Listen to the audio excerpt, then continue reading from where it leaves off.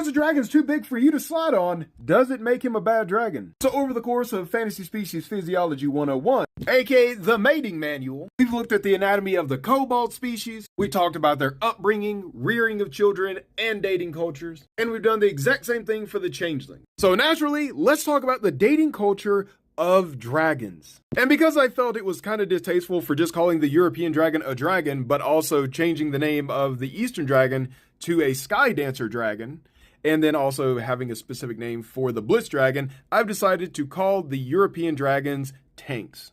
Or hulks, let me know which one you prefer. And because yesterday you guys let me know that you have concerns about how can a human get with a 20-foot schlong or Mewtwo rub your way to having a dragon child, let's go back and recap on some lessons that we've talked about in prior classes regarding dragon reproduction and also answer some more of your guys' questions. So the biggest comment that I got by far was, how can a dragon mate with a human? Do they have an ability to turn into a human or something more human sized? And to answer that, I would say absolutely. Remember, Igni, the spirit of fire and metal. He is known by some dragons as the god of red dragons, and all of his children, who he adopted after the last great red dragon died, when they were just eggs, all have human form. Like for example, Lathoria is an elder red dragon, but yet this is the form that she takes when dealing with mortal. And obviously Igni takes the form of the dwarves because he's also considered the patron of dwarves. And while all of Igni's children pretty much have chosen to become humans in their general shape, it's actually not a requirement. Some dragons do have the forms of forest elves, orcs, but the only thing about going other races is they don't have the ability of the species, such as forest elves.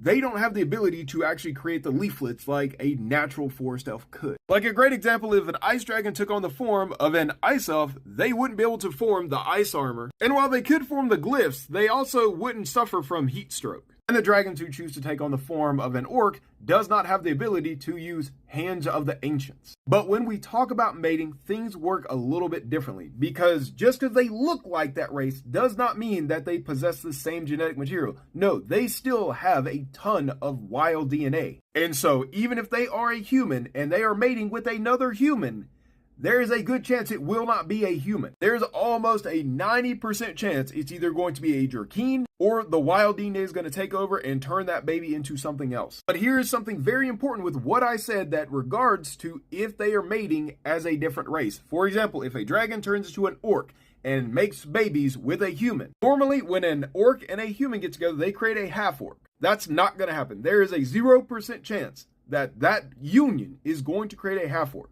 It's going to either create a Jerkeen or it's going to create a human or something else.